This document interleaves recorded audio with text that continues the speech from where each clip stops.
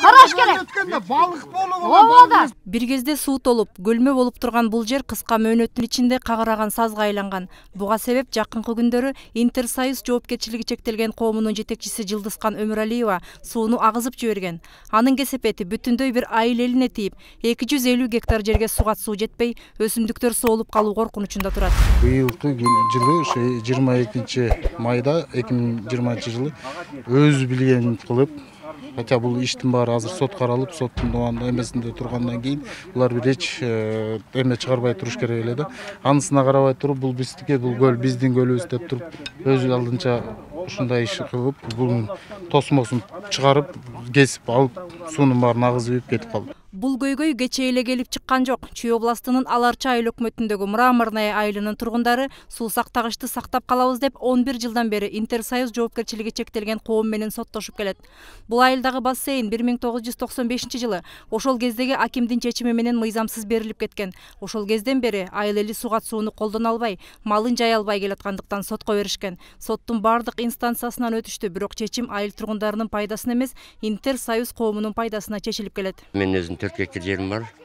Ушул суу менен суу сорабыз. Менин тышкары ош жерде общий где-то 250 гектарга чейин жер бар. Ал биздин айылда. Бул суу менен бизден ылдык айылдарга да өтүп барат. Октябрьский районгочу. Эми бул азыркы могу биз турган жер суу сактагычыбыз да. Астыңкы көл бүттө немет уровеньде туруш керек да, топ-топ. Эгер асты асайганда биз ушул суу менен көбөйтүп топтоп туруш керек. Эгер топтолбой тийгөл ылдыйласа бүттү суу барбайт бизге. 7 гектар жерим бар. 2009'dan бери мен укканыма ушу эл угуп, ушул аял менен соттошконубузга 2009 11 жыл болду. 11 жылдан бери эле соттошуп келебиз. Биздин элдин үнүн укпай келип атат. Бул аял болсо менин өзүм чиренгеним, таянганым көп силер эчтеке кыла албайсыңар деген сөз менен бизди сотто да ар бир сотто эки жат болуп айтышып салгылашып келебиз. Анан эми бул жердин эмесин документин бул колунда ал элек эчтеке кылып электе келип мынакей көлүбүздү талкалап солутуп отурат азыр. Ушунча эл мынакей могу жерде элдин баары күйүп отурат. Айыл эли буга чейин маалымат жыйын өткөрүп, нааразылык акцияларына чыгып, өз укуктары үчүн далай күрөшкөн. Бирок ушул күнгө чейин алар күткөндөй жыйынтык чыкпай келет. Айыл тургундарынын пикири боюнча соттор бир тараптуу чечим чыгарышууда. Бирок Интерсоюз жоопкерчилиги чектелген коомунун жетекчиси Жылдызкан Өмүралиева мыйзам мен тарапта деп эсептейт.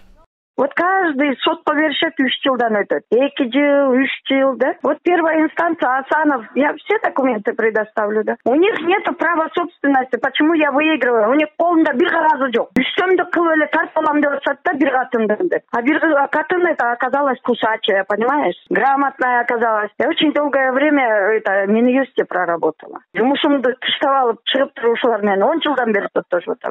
Жылдыз Өмүралиева райондук администрациянын токтомун бетине кармап келет, бирок ал жерде акимдин гана колу турат. Ошол кездеги мыйзамдарга ылайык мындай чечимдер айылдык кеңештин депутаттары тарабынан кабыл алынып, токтомдо жергиликтүү эл өкүлдөрүнүн да колу болууга тийиш эле. БСРди менчиктештирүү боюнча эч кандай нормативдик укуктук акт болгон эмес. Мээрим Ташыбекова, Урмат Мамбеталиев, 7 канал, Чүй областы.